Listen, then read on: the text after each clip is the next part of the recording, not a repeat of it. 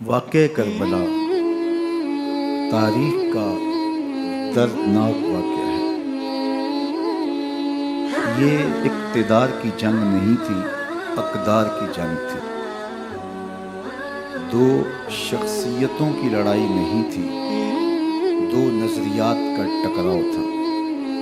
یہ حق اور باطل کا معرکہ تھا۔ یزید ظلم کا استعارہ ہے، حسین ابن علی امن کی علامت ہے۔ یزید جبر کا پتلا ہے، حسین صبر کا پیکر ہے۔ یزید اپنی بدطینت فطرت اور اپنی طبع ناہموار کے باعث دنیا پر ذلت و رسوائی، ظلم، جبر، جور و زیادتی کی علامت بن کے ابھرا، اور حسین ابن علی رضی اللہ تعالی عنہ حق و صداقت کا نشان بن کے ابھرا۔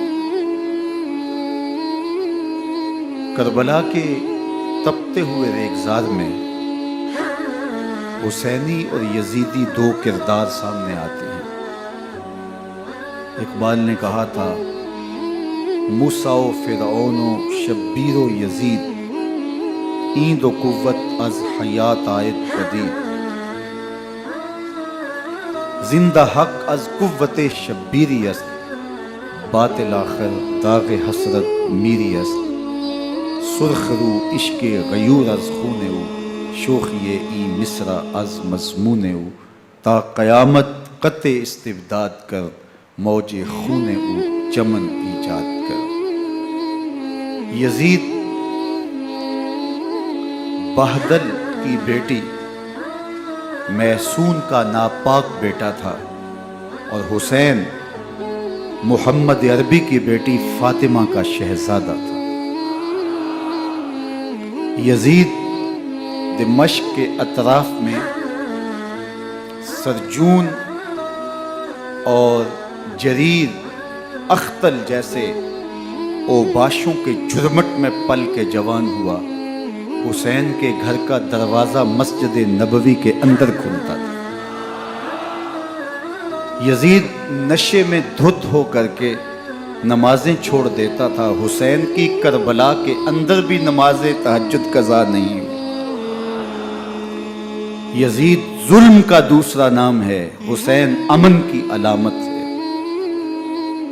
یزید نے زندگی میں ایک مرتبہ حج کیا اور شراب کے مٹکے ساتھ لے کے آیا، اور اختل اور دیگر گویوں اور مغنیوں کو اپنے ساتھ رکھا تاکہ سفر آسانی سے کٹے۔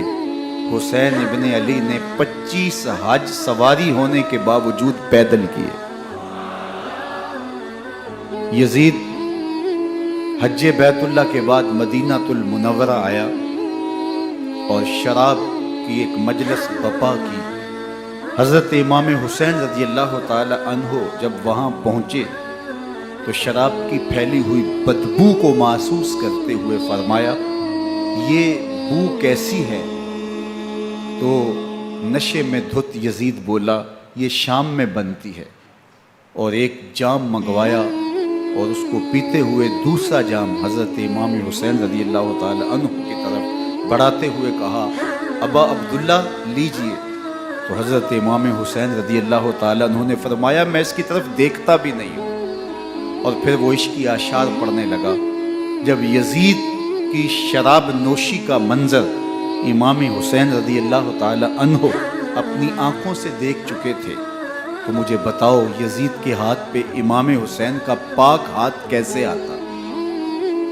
حضرت امام حسین رضی اللہ تعالی عنہ جس ماحول میں پلے تھے، جس ماحول میں پرورش پائی تھی، جس ماحول میں رہے تھے، وہ پاکیزہ اور تقدس ماحول تھا۔ اور یزید کبھی اطراف دمشق میں، کبھی غوطہ میں، کبھی الخزرہ محل میں، اور کبھی کہاں اور کبھی کہاں داد عیش دیتا رہا اور لہو و لعب کے اندر مصروف رہا، اور اس کی زندگی ان چیزوں سے عبارت تھی۔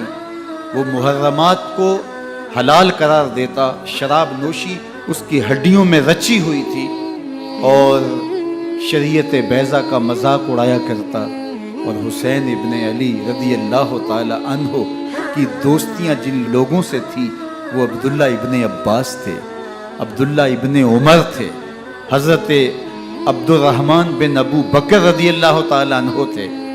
یزید تو جوا کھیلتا رہا، یزید تو قمار بازی کرتا رہا، یزید تو شراب نوشی کرتا رہا، اور حسین ابن علی مسجد نبوی کے منبر میں حضور کے پہلوؤں میں بیٹھتے رہے۔ زمانے نے وہ منظر دیکھا کہ سرخ رنگ کے جوڑے پہنے ہوئے حسنین کریمین حجرہ فاطمہ سے نکلتے ہیں، کم عمری کی وجہ سے کبھی گرتے ہیں کبھی سنبھلتے ہیں، اور آقا کریم خطبہ ارشاد کر رہے ہیں، خطبہ چھوڑ کے حضور نے شہزادوں کو اٹھا لیا۔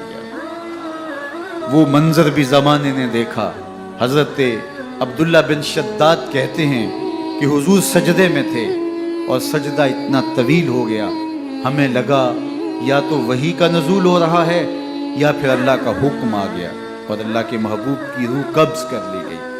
لیکن میں نے جب نظریں اٹھا کے ننکیوں سے دیکھا تو کیا منظر تھا کہ حسین ابن علی حضور کی پشت پہ بیٹھے ہوئے اور میرے آقا سجدے کو طول دے رہے ہیں۔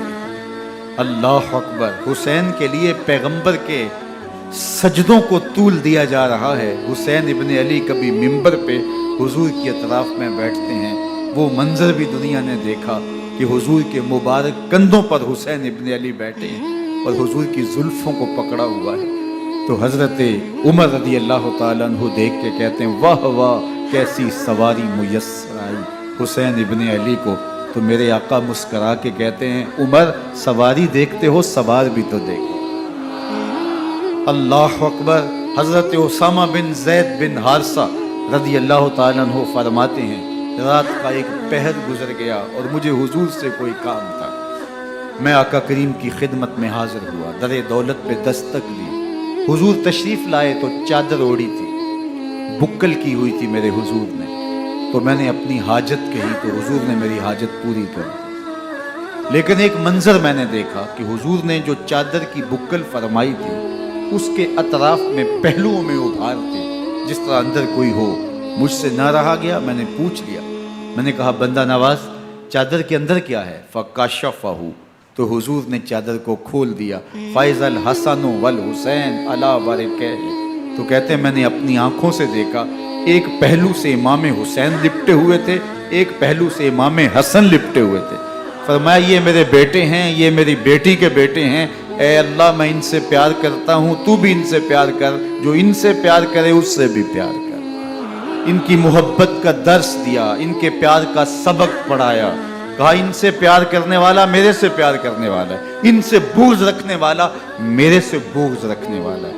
ان کی تکلیف حضور کو بے چین کر دیتی تھی۔ حضرت سیدہ فاطمہ الزہرا رضی اللہ تعالی عنہ کے گھر کے قریب سے گزرے، حضرت امام حسین کے رونے کی آواز آ رہی تھی، تو آقا کریم علیہ السلام نے فرمایا کہ فاطمہ حسین کو چپ کرواؤ، الا تعلمی ان بقاءہ یوزینی، تو جانتی نہیں حسین کا رونا مجھے دکھ دیتا ہے۔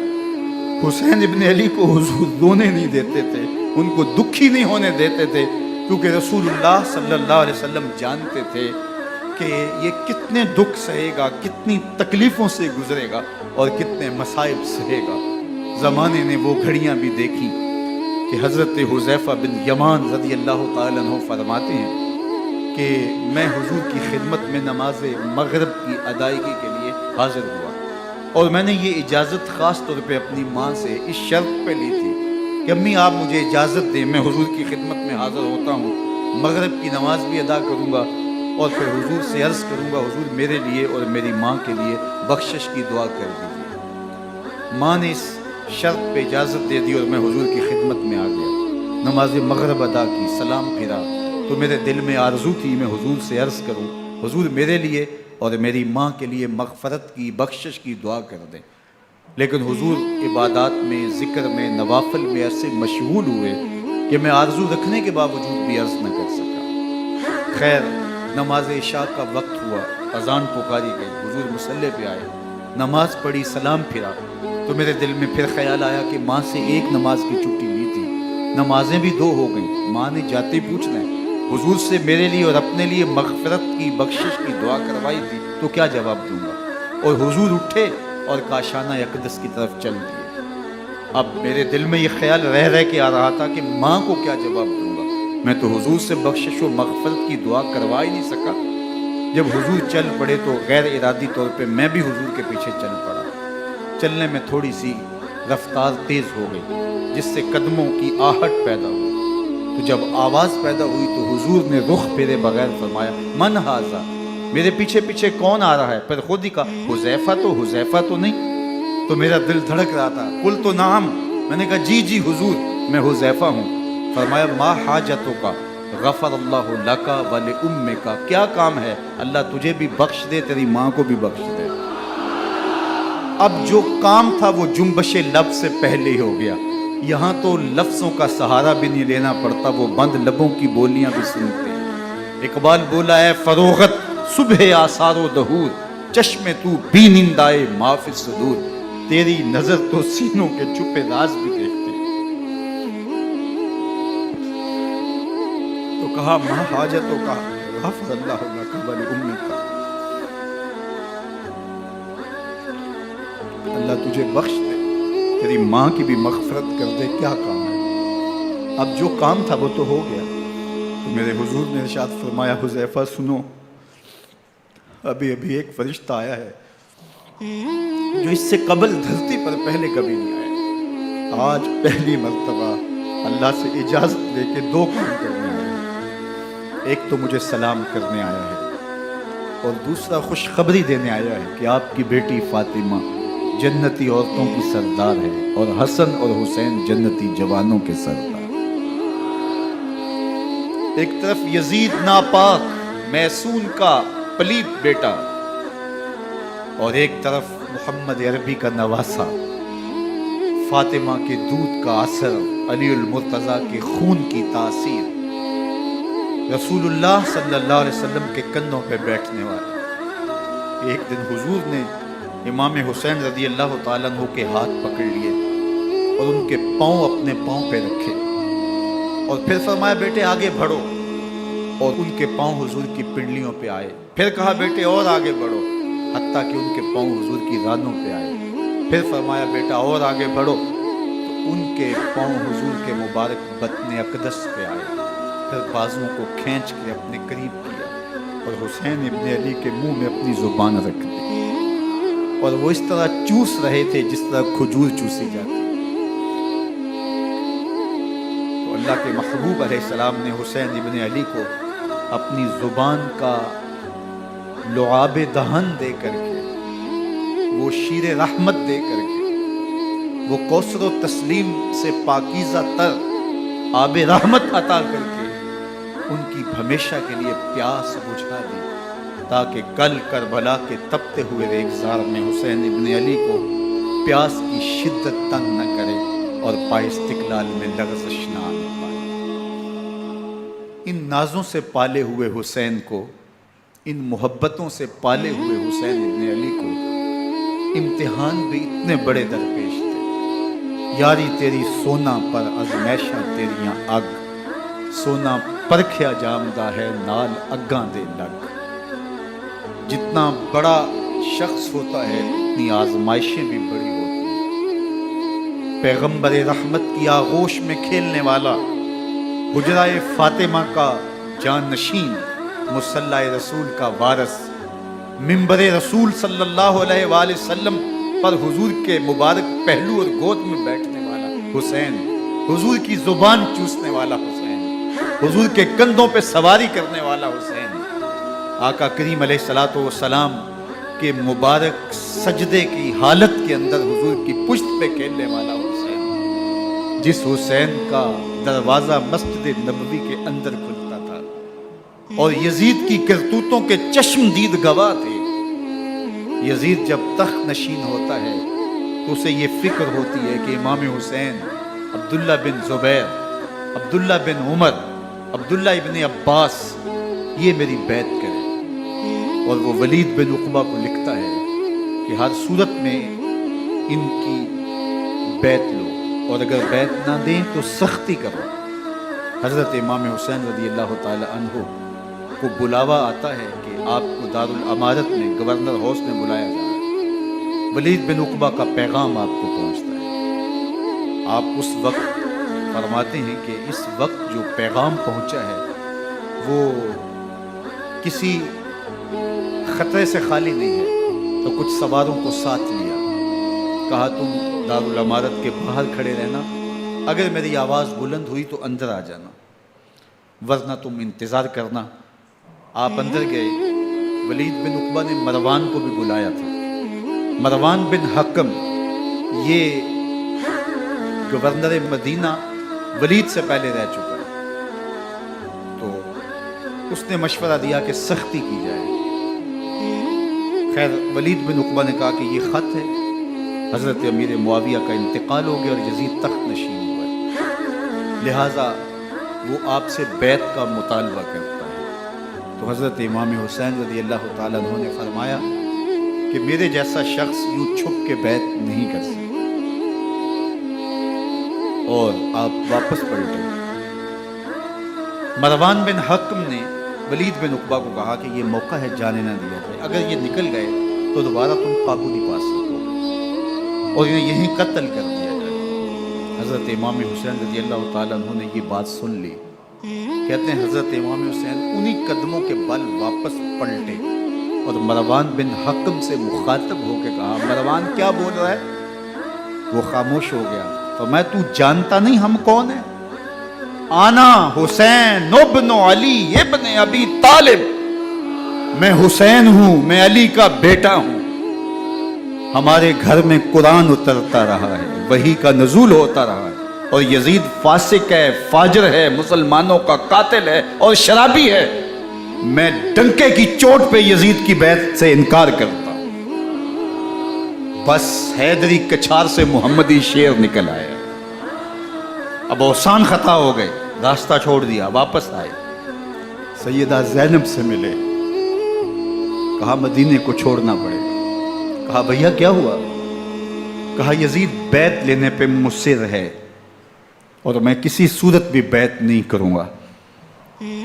رسول اللہ کا مدینہ ہمارے خون سے لالا زار بنے گا. میں نہیں چاہتا کہ حضور کے شہر نور کی حرمت پامال ہو. دوستو وہ کیسا منظر ہوگا جب حسین ابن علی نے آخری حاضری حضور کے روضے پہ دی ہو.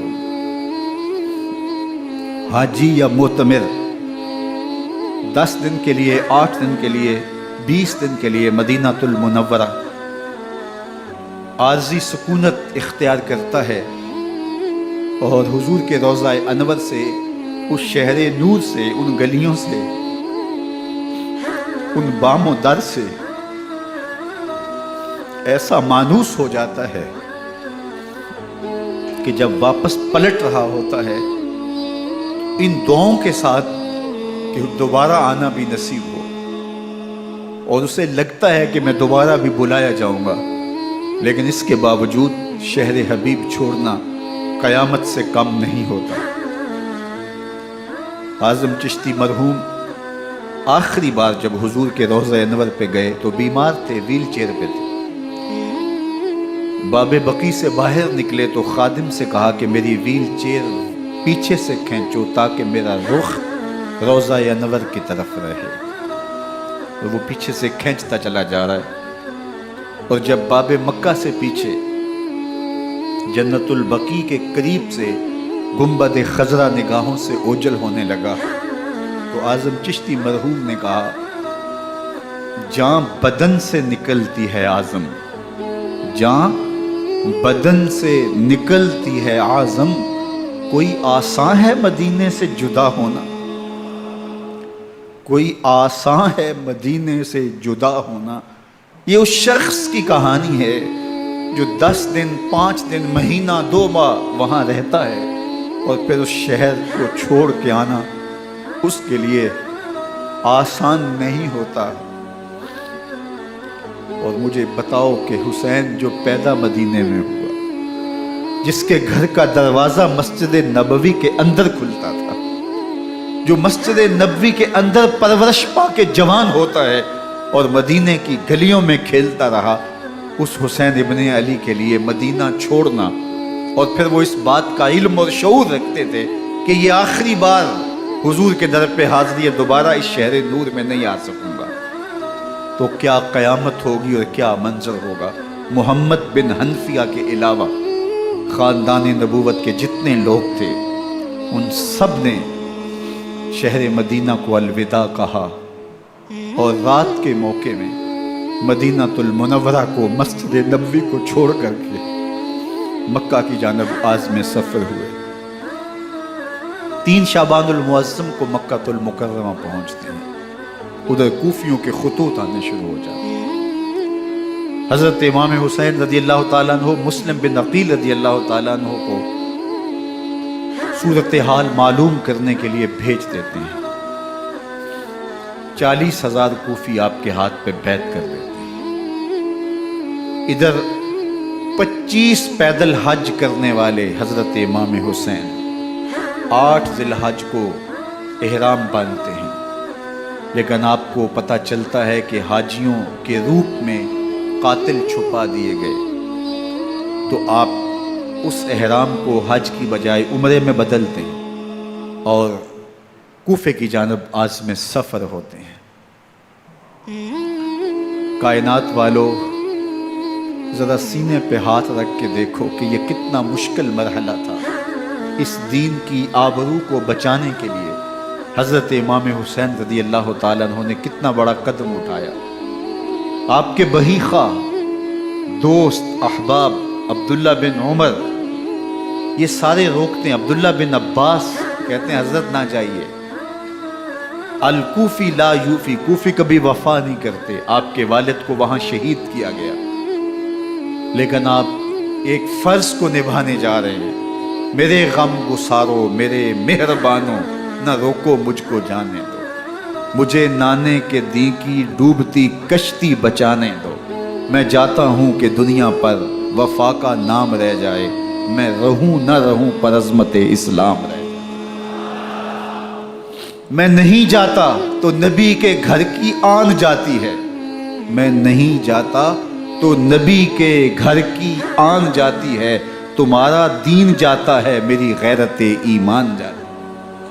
حضرت امام حسین یہاں سے چلتے ہیں، ابھی راستے میں ہی پہنچتے ہیں کہ یہ خبر آتی ہے کہ کوفے والوں نے بے وفائی کر دی۔ حضرت مسلم بن عقیل رضی اللہ تعالیٰ عنہ کو شہید کر دیا گیا، نعمان بن بشیر معزول کر دیے گئے، ابن مرجانہ ابن زیاد وہاں متعین کر دیا گیا جو سخت گیر شخص تھا، اور اس نے لوگوں کو ڈرایا، دھمکایا، اور کوفے کے لوگوں کے دل بدل گئے اور وہ بیتیں توڑنے لگے۔ وہ منظر مسجد کوفہ کا کتنا دلگداز تھا۔ جب امام نماز کے لیے کھڑے ہوئے تو 40,000 لوگ آپ کے پیچھے تھا۔ جب سلام پھیرا اور امام نے دیکھا کہ پیچھے لوگ نہیں ہیں، پھر لوگوں نے اپنے دروازے بھی بند کر دیے۔ رات کی تنہائیاں ہیں اور حضرت مسلم بن عقیل کو کوئی پناہ دینے والا نہیں۔ لوگوں نے دروازے بند کر لیے کہ کہیں ہمارے گھر میں نہ آ جائیں اور ہم مشقت اور حکومتی تشدد کا شکار نہ ہوں۔ کتنا دردناک لمحہ ہے حضرت مسلم بن عقیل رضی اللہ تعالیٰ عنہ پہ، اور پھر حضرت مسلم بن عقیل بے دردی سے شہید کر دیے جاتے ہیں۔ آپ ابھی راستے میں ہیں، یہ ساری کہانی پہنچتی ہے کہ حضرت مسلم شہید کر دیے گئے اور بے دردی سے شہید کر دیے گئے۔ وہ جنہوں نے خط لکھے تھے کہ ہم آپ کے ساتھ ہیں اور ہم منتظر ہیں، چشم برا ہیں، آپ کے قدموں کی چاپ سننے کے لیے بیتاب ہیں، آج انہوں نے بیتیں توڑ دی۔ 40,000 کوفی منحرف ہو گئے۔ مسجد کوفہ کا وہ منظر کس قدر روح کو تڑپا دینے والا تھا۔ ہم پچھلے سال عصر اور مغرب کے درمیان جب کوفہ پہنچے تو سورج ڈوبنے کے قریب تھا۔ میں نے اپنی زندگی میں اتنا اداس موسم کہیں نہیں دیکھا جتنا اداس موسم کوفے میں دیکھا۔ ایسے لگتا تھا جس طرح کوفے کی آب و ہوا آج بھی شرمندہ ہے۔ جو مسلم بن عقیل اور خاندان نبوت کے ساتھ اہل کوفہ نے کیا، حضرت امام حسین رضی اللہ تعالیٰ عنہ کو ان کے بہی خواہوں نے، اعزاء نے، اقربا نے، دوستوں نے، آوان و انصار نے، ساتھیوں نے کہا کہ حضرت حالات یکسر تبدیل ہو گئے، اب ہمیں مراجعت کر جانی چاہیے، واپس پلٹ جانا چاہیے۔ تو حضرت امام حسین کافی سوچ بچار میں رہے، پھر اس کے بعد آپ نے فیصلہ کیا کہ ہم آگے بڑھیں گے۔ دوستوں نے کہا کہ حضرت اگر آپ آگے بڑھیں گے تو ہمیں لگتا ہے کہ وہ آپ کے ساتھ سلوک اچھا نہیں کریں گے اور آپ بچوں کے سامنے پیاس سے شہید کر دیے جائیں گے۔ تو حضرت امام حسین رضی اللہ تعالیٰ عنہ نے وہاں ایک خطبہ ارشاد فرمایا کہ لوگوں تم جو مجھے بتا رہے ہو مجھے اچھی طرح معلوم ہے، جو تم مجھے منظر پیش کر رہے ہو وہ میری نگاہوں میں ہے، اور جو کچھ ہونے والا ہے چشم تصور وہ منظر دیکھ رہے ہیں۔ کیونکہ حضرت امام حسین رضی اللہ تعالیٰ عنہ کی شہادت کی خبر حضرت امام حسین کے پیدا ہوتے ہی خاندان نبوت میں عام تھی۔ حضور علیہ الصلوۃ والسلام کو یہ بات جبریل امین نے آ کے بتائی تھی جب حسین ابن علی کے ساتھ حضور محبت کا اظہار کر رہے تھے، تو یہ جبریل امین نے آ کے کہا تھا حضور آپ کا یہ بیٹا عرض طف میں شہید کر دیا جائے گا، اور کربلا کی مٹی لا کے حضور کو دی اور ام سلمہ کو حضور نے عطا کر دی۔ حضرت ام سلمہ کہتی ہیں کہ ایک دن میں سوئی تو خواب دیکھا کہ حضور کے مبارک بال بکھرے ہوئے ہیں اور سخت پریشان ہیں، تو میں نے کہا کہ حضور آپ کی یہ کیا حالت ہے؟ وَبِيَدِهِ قَارُورَةٌ، اور حضور کے ہاتھ میں ایک شیشی ہے، فِيهَا دَمٌ، جس کے اندر خون ہے۔ تو میں نے کہا حضور یہ کیا؟ فرمایا میں قتل گاہ حسین سے آ رہا ہوں اور یہ حسین ابن علی کا خون ہے۔ تو کہا 10 محرم کا دن تھا، دوپہر کا یہ منظر تھا، میں قیلولہ کر کے اٹھی، جب میں نے دیکھا تو وہ شیشی جس میں کربلا کی مٹی رکھی تھی وہ خون بن چکی تھی۔ تو یہ خبر پہلے دی گئی تھی، یہ بتا دیا گیا تھا۔ فرمایا میرے دوستو جو تم مجھے بتاتے ہو میں اس سے بے خبر نہیں ہوں، یہ سب کچھ ہونے والا ہے، لیکن اس کے باوجود میں کیوں جا رہا ہوں؟ تو آپ کا ایک تاریخ ساز جملہ ہے جو کربلا کے فلسفے کو ہمارے سامنے رکھتا ہے کہ یہ اتنا بڑا امتحان کیوں دیا۔ حضرت امام حسین رضی اللہ تعالیٰ عنہ نے فرمایا وَلَكُمْ فِيَّ أُسْوَةٌ، میں اس لیے جا رہا ہوں قیامت تک ظلم، جبر اور ناانصافی کے خلاف کھڑے ہونے والوں کے لیے کوئی نمونہ تو ہو۔ میری زندگی قیامت تک ظلم، جبر اور استحصالی نظام کے خلاف کھڑے ہونے والوں کے لیے نمونہ ہے۔ تو حضرت امام حسین رضی اللہ تعالیٰ عنہ نے حق اور باطل کے درمیان ایک سرخ لکیر کھینچ دی اپنے خون سے۔ اب حق اور باطل کا امتیاز کرنا مشکل نہیں ہے، کوئی باطل پہ اڑا رہے تو الگ بات ہے، لیکن امتیاز کرنا مشکل نہیں ہے۔ حدود بالکل واضح کر دی۔ اقبال نے یہاں کتنی خوبصورتی کے ساتھ اس مضمون کو نبھایا۔ سرخ رو عشق غیور از خون او، شوخی ای مصر از مضمون او، تا قیامت قطع استبداد کر، موج خون او چمن ایجاد کر۔ ایک جہاں آباد کر دیا، حق اور باطل کی راہیں اجال دی۔ اب لوگوں کو یزید کا چہرہ پہچاننے میں دیر نہیں لگتی، وقت کے ہر یزید کا چہرہ آسانی سے پہچانا جا سکتا ہے۔ یہ معرفت زمانے کو کروائی کس نے؟ حسین ابن علی نے کروائی رضی اللہ تعالی عنہ۔ تو حضرت امام حسین نے فرمایا کہ جو میرے ساتھ ہونے والا ہے میں اچھی طرح جانتا ہوں، لیکن میں اس کے باوجود آگے بڑھوں گا۔ پھر بڑھے اور کربلا میں جا کے خیمہ زن ہو گئے۔ 7 محرم کو پانی بند کر دیا گیا۔ پانی بند ہوا تو کھانا بھی میسر نہیں تھا، لیکن ذکر پانی کا ہوتا ہے اس لیے کہ کھانے کے بغیر انسان کئی دن کاٹ لیتا ہے، لیکن پانی کے بغیر گزر نہیں ہوتی۔ تو فرات کی نہر سامنے اپنی موجوں کے ساتھ چمک رہی ہے، لیکن ایک قطرہ آب بھی آل رسول کو نہیں دیا جا رہا۔ کائنات کے اندر ایسے انوکھے امتحان بھی ہوتے ہیں۔ وارث ہوں ساقی کوثر کے، مالک ہوں حوض کوثر کے، اور بیٹے ہوں ساقی کوثر کے، اور آج ایک بوند پانی کی بھی میسر نہ ہو۔ صبر کا امتحان ہے، عزیمت کا امتحان ہے۔ حضرت امام حسین رضی اللہ تعالیٰ عنہ خیمہ زن ہو گئے۔ 3 دن تک پانی بند رہتا ہے، 9 محرم کو رات کی تنہائی میں حملہ آور ہونا چاہتے ہیں، لیکن آپ نے کہا کہ ہمیں اللہ کے حضور عبادت اور ذکر کے لیے وقت دیا جائے۔ ساری رات ذکر میں گزرتی ہے، عبادات میں گزرتی ہے۔ رات کے اندھیرے میں آپ چراغ بجھا دیتے ہیں۔ آوان و انصار کو کہتے ہیں کہ ان کی دشمنی میرے ساتھ ہے، انہیں میرا خون چاہیے، اگر تم رات کی تاریکی میں نکل جاؤ تو میں تم سے کوئی مواخذہ نہیں کروں گا، اور یہ بھی تمہارا پیچھا نہیں کریں گے، اس لیے کہ ان کا مطلوب تم نہیں ہو، ان کا مطلوب میں ہوں۔ جب چراغ جلایا تو کوئی بھی نہیں گیا۔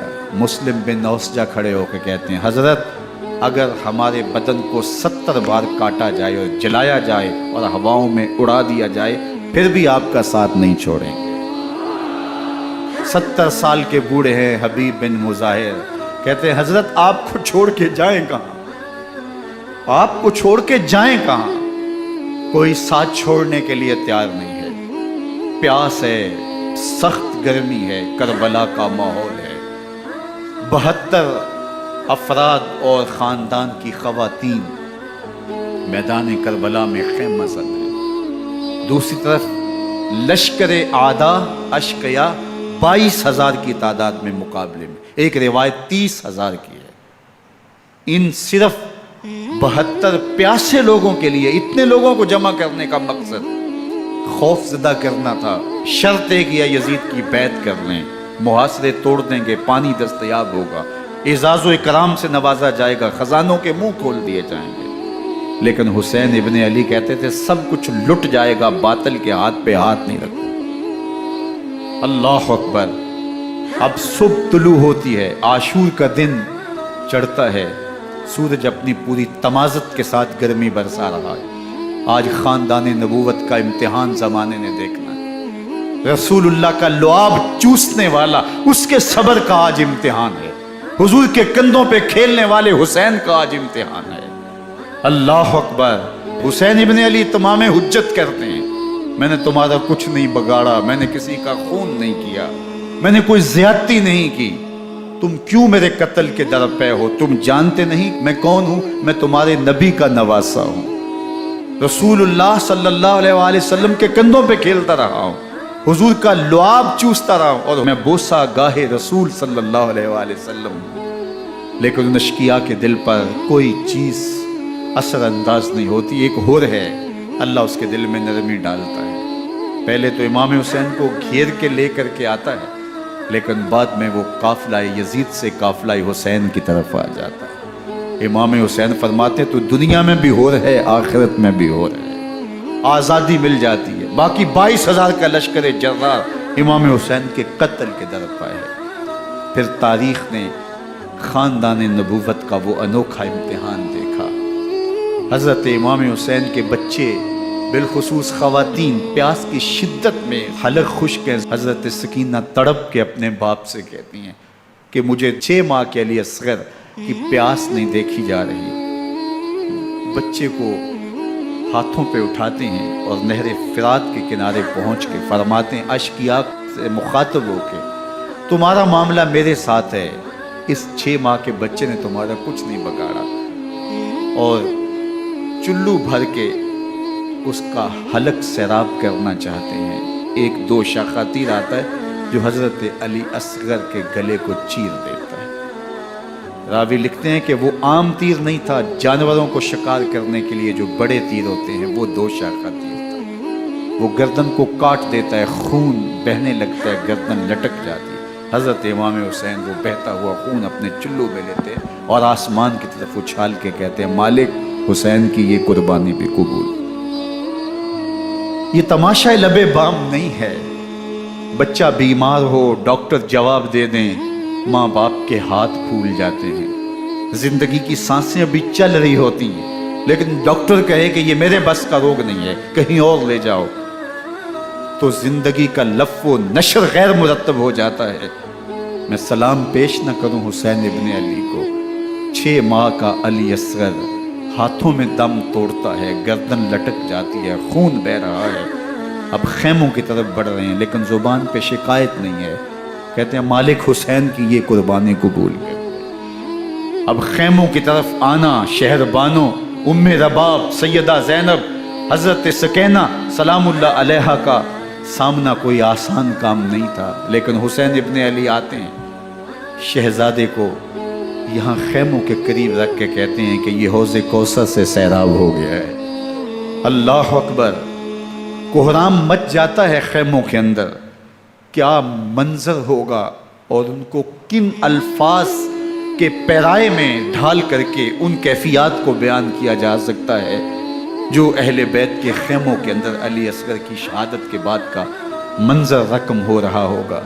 अल्लाह अकबर। उधर अश्किया आवाज़ें दे रहे हैं, मुबारजत के लिए पुकार रहे हैं। ज़माने ने फिर वो मंजर भी देखा कि जवान बेटे को 18 साल की कमाई हज़रत इमाम हुसैन मैदान अमल में भेज रहे हैं।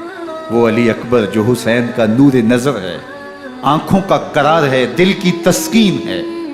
और फिर हज़रत अली अकबर जब घोड़े की जीन से फर्श ज़मीन पे गिरते हैं तो बाप को आवाज़ देते हैं और हज़रत इमाम हुसैन जो है वो आगे जाके बेटे की लाश उठाते हैं। अल्लाह अकबर। 18 साल के बेटे की लाश को कंधों पे उठा के खैमों तक लाते हैं और हाथ फैला के कहते हैं, मालिक हुसैन की ये कुर्बानी भी कबूल। कभी कासिम बिन हसन की लाश उठा के लाते हैं, कभी ओनो मोहम्मद की लाशें उठा के लाते हैं, भतीजों की, भांजों की, भाई अब्बास के कटे हुए बाजू और जख्मों से छिदा हुआ लाशा। क्या क्या क़यामतें थीं जो उस करबला के एक मैदान के अंदर नहीं तोड़ी गई। हज़रत इमाम हुसैन पर दुख पे दुख, तकलीफ़ों पे तकलीफ़ें। अब 71 लाशें उठा के खैमों तक पहुंचा चुके और उधर मुबारजत की दावत दी जा रही, आओ मैदान अमल में आओ, अब देर क्यों कर रहे हो। रसूलुल्लाह का हरम, रसूलुल्लाह की शहजादियाँ जो नाजों में पली थी, वो कलियाँ जो शबनम का बोझ भी गवारा नहीं कर सकती थी, आज मुसीबतों के पहाड़ टूट गए। हज़रत इमाम हुसैन कभी शहरबानों को, कभी उम्मे रबाब को दिलासा देते हैं, कभी हज़रत ज़ैनब को कहते हैं। हज़रत ज़ैनब करबला के इस मैदान के अंदर बड़े हौसले के साथ अपने भाई के साथ खड़ी रही, अपने 2 बेटे राह खुदा में पेश किए, उनकी लाशें वसूल की। लेकिन ज़ैनब जिस जुर्रत के साथ, जिस पामर्दी के साथ इस सारे मंजर को हौसले के साथ सहती रही, वो यकीनन हौसला सैयदा ज़ैनब सलामुल्लाह अलैहा का ही है।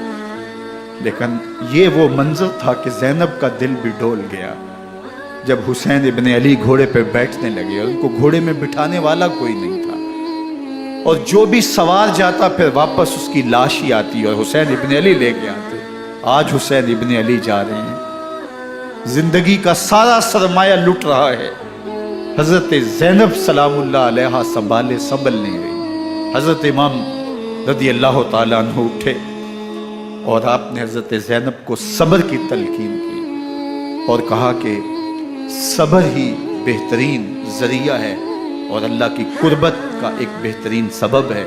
और उनको सब्र की तलकीन करते हुए फरमाया कि मेरे बाद तुमने इस जिम्मेदारी को संभालना है और इन मुक़द्दरात इस्लाम की, इन शहजादियों के पर्दे की तुमने हिफाजत करनी है।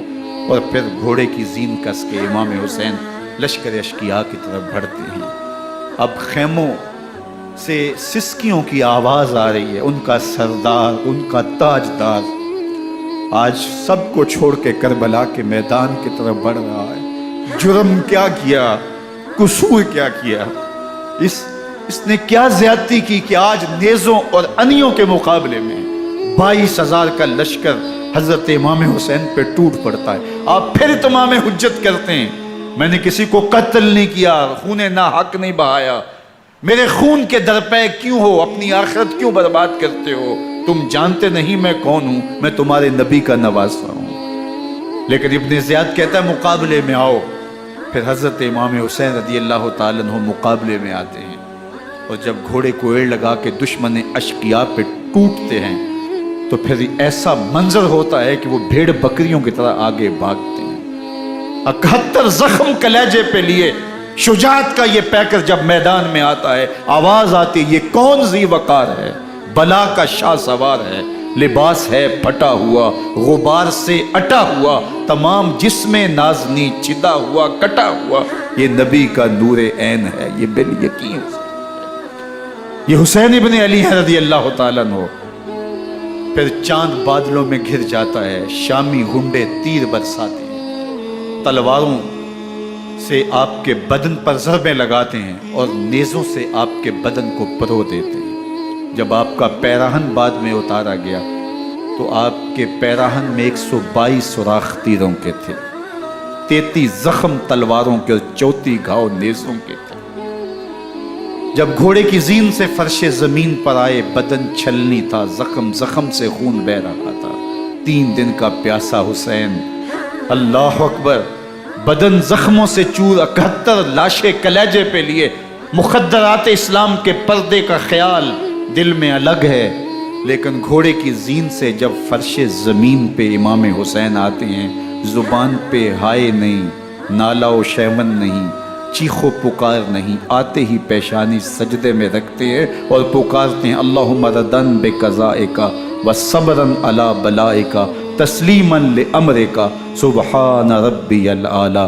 مالک گھر لٹا کے، بچے لٹا کے، خاندان سب کچھ قربان کر کے، اپنے بدن کو زخموں سے چھلنی کروا کے، تیروں اور نیزوں کی انیوں سے اپنے آپ کو زخمی کروا کے، تیرے حضور سر جھکا کے یہ اقرار کرتا ہوں کہ حسین تیری تقدیر پہ راضی ہے، مالک تو بھی بتا، تو بھی حسین پہ راضی ہوا ہے کہ نہیں؟ آواز آ رہی ہے، اس پیاسے پر علی شیر خدا کو ناز ہے، اس نواسے پر محمد مصطفیٰ کو ناز ہے، اوروں نے بھی سجدے کیے پر اس کا عجب انداز ہے، اس نے وہ سجدہ کیا جس پر خدا کو ناز ہے۔ حسین ابن علی رضی اللہ تعالیٰ عنہ کا سر انور دستے قاتل نے تب کاٹا جب وہ سجدے میں جھکا ہوا تھا۔ یزید نے کہا میں بیعت لوں گا، امام حسین نے کہا کبھی بھی نہیں دوں گا، یہ سر کٹ سکتا ہے جھک نہیں سکتا۔ سر کاٹ کے نیزے کی نوک پہ چڑھا دیا گیا اور یہ اس بات کا اعلان تھا کہ ہم جیت گئے اور حسینی ہار گئے، اور لشکر یزید میں غوغا مچ گیا، نقارے بجنے لگے کہ ہم جیت گئے، دیکھو امام حسین شہید کر دیے گئے، اور سر کاٹ کے نیزے کی نوک پہ چڑھایا گیا۔ لیکن لشکر یزید سے ہی آواز آئی یہ کیسا سر ہے جو کٹ کے بھی سر بلندی ہے، کٹ گیا ہے پھر بھی اونچا ہے، اللہ اکبر، یہ سر سجدے میں کٹا ہے، رب کے حضور عبادت کی حالت میں کٹا ہے، حسین آج بھی سجدے میں ہے، اللہ اکبر، حسین آج بھی سجدے میں ہے، بلکہ کٹے ہوئے سر کا رخ زمین کی جانب تھا اور کٹی گردن آسمان کی طرف، یوں نیزے پہ پرویا گیا، اللہ اکبر۔ ایک شاعر نے نقشہ کھینچا، بآنکھ سر نیزے پہ اور سوئے زمین ہے روح، یعنی سجدہ ثانی کی ہے آرزو۔ رکعت کے 2 سجدے ہوتے ہیں، ابھی ایک سجدہ ہوا تھا کہ دست قاتل نے سر کاٹ دیا، کہا حسین کی پیشانی میں دوسرے سجدے کی تمنا مچل رہی۔ یہ تھا حسین ابن علی کا سجدہ، ساری زندگی رب کے حضور سجدہ قضا نہیں ہونے دیا۔ آج پانی نہیں ہے، اللہ اکبر، آج تیمم کر لیتے ہیں، آج اپنے خون کو اوڑھ کر کے حسین نے اپنی پیشانی اپنے مالک کے حضور جھکا کر کے عظیمت کی وہ انوکھی داستان رقم کر دی کہ صدیاں گزرنے کے باوجود بھی ان کی یادوں کے چراغ روشن ہیں۔ جب حضرت امام حسین اور دوسرے اعیان و انصار کو شہید کر دیا گیا تو ان کے سر نیزوں کی نوک پہ چڑھا دیے گئے، حضرت امام حسین کا کٹا ہوا سر اور باقی 71 افراد کے کٹے ہوئے سر نیزوں کی نوک پہ، اور 10 سواروں کو ابن سعد نے کہا کہ ان کو رون دو، اور گھوڑوں کی ٹاپوں تلے حضرت امام حسین رضی اللہ تعالیٰ عنہ اور ان کے آوان و انصار کو جو ہے وہ روندا گیا، حتیٰ کہ ان کی استخوان مبارک، ان کی ہڈیاں بھی چور چور ہو گئی۔ روننے سے قبل ان کا لباس اتار لیا، ان کے کپڑے اتار لیے گئے، اللہ اکبر، کیسی دردناک گھڑیاں تھیں۔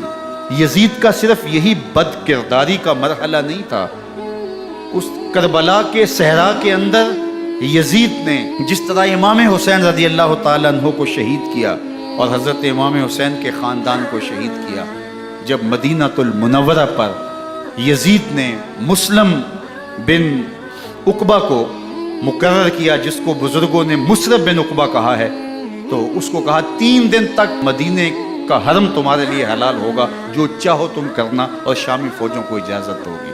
تو وہاں بھی انہوں نے 10,000 تابعین اور 700 صحابہ کو شہید کیا۔ حضرت ابو سعید خدری رضی اللہ تعالیٰ عنہ گھر سے باہر نکلے، کافی بوڑھے ہو چکے تھے، تو انہوں نے حضرت ابو سعید خدری کو پکڑ لیا، کہا تم کون ہو؟ کہا مجھے ابو سعید خدری کہتے ہیں۔ تو کہا ہاں تمہارا نام سنا ہے، اور داڑھی سے پکڑ کے کھینچا اور کہا کہ ہے تمہارے پاس جو ہمیں دو؟ تو کہا کہ میرے پاس تو کچھ بھی نہیں، میں تو فقیر آدمی ہوں۔ تو ان کے گھر ان کو لے گئے، تو 2 کبوتر رکھے تھے حضرت ابو سعید خدری نے، تو وہ کبوتر لوٹ کے لے گئے۔ اللہ اکبر۔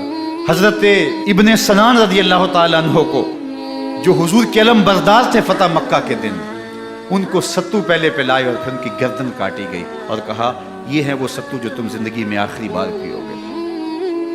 ایک گھر میں داخل ہوئی شامی فوج، تو ایک خاتون کے ابھی بچہ پیدا ہوا تھا، اور قابلہ نے، دائیا نے وہ بچہ ماں کی چھاتی پہ لٹایا، اور وہ ماں کا پہلا دودھ پی رہا تھا۔ تو یہ جا کے کہنے لگے نکالو تمہارے پاس جو کچھ ہے۔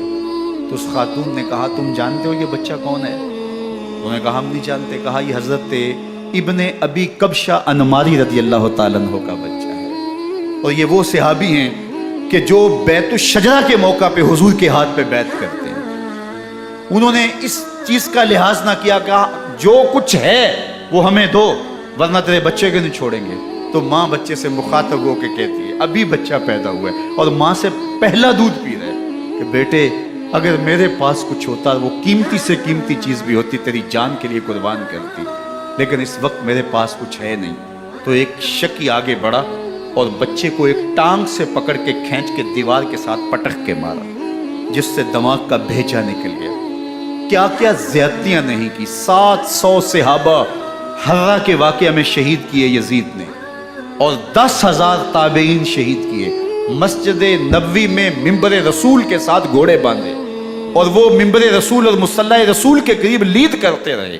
حضرت سعید عبد المسیب فرماتے ہیں میں نابینا تھا اور حضور کے روضہ انور کے پاس بیٹھا تھا، اور یزید کے سپاہی آتے، جو بھی مسجد میں نظر آتا پکڑ کے لے جاتے، مجھے نابینا سمجھ کے چھوڑ دیتے، لیکن میں پریشان تھا کہ ظہر کا وقت ہوگا، عصر کا وقت ہوگا، مغرب عشاء کا وقت ہوگا، نہ اذان نہ اقامت نہ جماعت، تو کیسے مجھے پتہ چلے گا کہ نماز کا وقت ہو گیا، اور کیسی میری نمازوں کا کیا بنے گا؟ میں اس فکر میں بیٹھا تھا۔ لم ازل اسمع الاذان والاقامت من قبر رسول اللہ صلی اللہ علیہ وآلہ وسلم۔ فرماتے ہیں جب بھی پھر نماز کا وقت آیا، گنبد خضرا سے اذان کی بھی آواز آئی، اقامت کی بھی آواز۔ 3 دن تک مسجد نبوی کے اندر گھوڑے بندے رہے، اور مدینہ کی حرمت پامال کی۔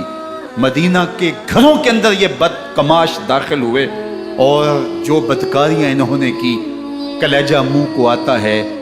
1002 شیزائیں ان بدکاروں کی بدکاریوں کی وجہ سے کنواری حالت کے اندر حاملہ ہوئے۔ 3 دن تک مدینے کا حرم انہوں نے پامال کیا، اور پھر مکہ المکرمہ میں کعبۃ اللہ پر گولے برسائے، اور کعبہ کا غلاف جل گیا۔ وہ تو یزید مر گیا، اور حضرت عبداللہ ابن زبیر رضی اللہ تعالیٰ عنہ نے اپنی خلافت کا اعلان کیا۔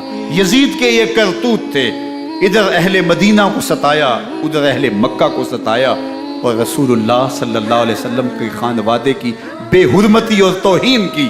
نہ صرف انہیں قتل کیا گیا، ان کی لاشوں پہ گھوڑے دوڑائے۔ ابن سعد اور شمر جو ہے وہ خیموں میں داخل ہوا، اور مخدرات اسلام چادریں چھیننے کی کوشش کی۔ حضرت زینب سلام اللہ علیہ نے مخاطب ہو کے کہا ہمارے چہرے کے رکھوالے چلے گئے ہیں، ظالم تو خیال نہیں کرتا ہم رسول اللہ کی بیٹیاں ہیں۔ حضرت شہربانو، حضرت زین العابدین اور حضرت زینب سلام اللہ علیہ، ان تینوں کو ایک اونٹ پہ باندھا گیا، اور باقی اونٹوں پہ باقی سادات کو، حضور کی شہزادیوں کو باندھا گیا، رسیوں میں جکڑا گیا، اور اونٹوں پہ باندھ کر کے کوفے کی جانب آگے آگے شہیدوں کے سر چل رہے ہیں، اور پیچھے یہ قافلہ چل رہا ہے۔ اور جب یہ قافلہ وہاں سے گزرا جہاں لاشیں پڑی تھیں، امام زین العابدین 14 سال کے تھے اور بیمار تھے، اور ان کا حوصلہ نہ ہوا، وہاں غشی ان کے اوپر آنے لگی، اور وہ منظر ابن کثیر نے، باقی لوگوں سب نے لکھا ہے کہ پھر جب ان کی یہ حالت ہوئی تو پھر سیدہ زینب سلام اللہ علیہ، جنہوں نے ابھی تک بڑے حوصلے کے ساتھ ساری مشکلات کا مقابلہ کیا تھا، اب ان کے بندھن ٹوٹ گئے اور آنکھوں سے آنسو بہنے لگے، اور سیدہ زینب نے امام حسین رضی اللہ تعالیٰ عنہ کی لاش پہ کھڑے ہو کے، اور وہ روندی ہوئی لاش، ٹوٹی ہوئی ہڈیاں، اور وہ برینا بدن، کٹا ہوا سر نیزے کی نوک پہ، اور لاش یہ پڑی ہے، تو حضرت سیدہ زینب نے مدینے کی طرف منہ کر کے جو ہے وہ حضور سے فریاد کی، یا محمد آہو، یا محمد آہو، ھذا حسین بالآراء مزمل بالدماء، یا محمد آہو بناتوں کا سبایا۔ یا رسول اللہ، اے پیارے آقا، یا جدہ ہو، اے ہمارے نانا محترم، یہ دیکھیے آپ کا حسین پڑا ہوا ہے، بدن سے کپڑے اتار لیے گئے، خاک ہوائیں اڑا رہی ہیں، اور اس کے اوپر چادر جو ہے وہ مٹی کی پڑ گئی ہے۔ حضور آپ کی اولاد کاٹ دی گئی، اور پھر کہا بناتوں کا سبایا، حضور دیکھیے آپ کی بیٹیوں کے ہاتھ باندھ دیے گئے ہیں، اونٹوں پہ کس دیا گیا ہے، سر شہیدہ آگے آگے چل رہے ہیں، اور حضرت سیدنا امام حسین کا آگے آگے سر ہے۔ راستے کے اندر ایک جگہ آئی، رات گزری اور ان کو اتارا گیا۔ رات کا موقع تھا، ایک خاتون آئی اور اس نے کوئی کھانا پیش کیا ان کو، اور کہا کہ میں کسی زمانے میں حضرت سیدہ فاطمہ زہرا کی نوکری کیا کرتی تھی، ان کی لونڈی تھی، ان کی کنیز تھی، اور آج مجھے پتہ چلا کہ آپ لوگ گزر رہے ہیں، تو میں نے کہا کہ میں اپنی مخدومہ کے خاندان کی خدمت کروں۔ اور پھر اس نے کہا کہ اس وقت سیدہ کی گود میں ایک 6-7 ماہ کی بچی تھی جس کو زینب کہا کرتے تھے، تو سیدہ زینب نے کہا کہ اماں اگر پہچانتی ہو تو وہ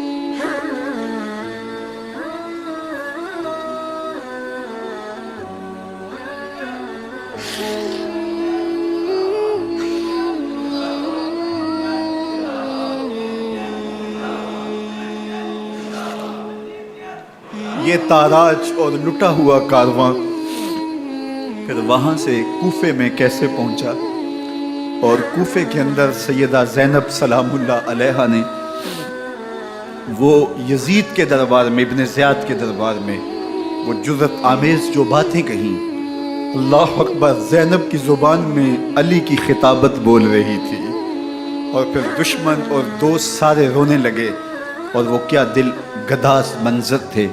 اور پھر یہ سروں کا قافلہ اور سادات کرام کا مشکیں کسی ہوئی ہیں اور اونٹوں پہ باندھے ہوئے، ان کو وہاں سے پھر قادسیہ، اور قادسیہ سے پھر دمشق یزید کے دربار میں پہنچایا گیا، اور وہاں سے یہ لٹے ہوئے خانمہ برباد تاراج لوگ مدینہ المنورہ میں کیسے پہنچے، اور اہل مدینہ نے کیسے استقبال کیا، اور وہ منظر کتنا دل گداز تھا جب اہل مدینہ زینب سے پوچھتے تھے زینب حسین کہاں ہے؟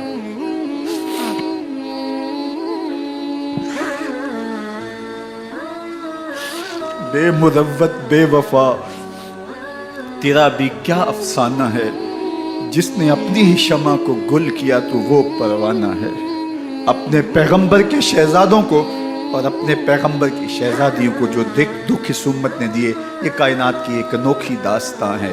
اللہ ہمیں اسوہ شبیری پہ عمل کی توفیق عطا کرے اور ان کے نقوش پاک کی برکتیں دے، اہل بیت کی محبت ہماری روحوں میں جذب کر دے، اور جس عظیمت کے ساتھ، جس حوصلے کے ساتھ انہوں نے دکھوں کو جھیلا، جو دہکتی آگ کے شعلوں پہ سویا وہ حسین، جو جواں بیٹے کی میت پر نہ رویا وہ حسین، جس نے سب کچھ کھو کے کچھ نہ کھویا وہ حسین، مرتبہ اسلام کا جس نے دوبالا کر دیا، خون نے جس کے دو عالم میں اجالا کر دیا، جو کہ سوزے غم کو سانچے میں خوشی کے ڈھال کے، مسکرایا موت کی آنکھوں میں آنکھیں ڈال کے۔ اے حسین ابن علی تم پر سلام، نازش آل نبی تم پر سلام۔ ذرا میرے ساتھ یہ پڑھ لیجئے، اے حسین ابن علی تم پر سلام،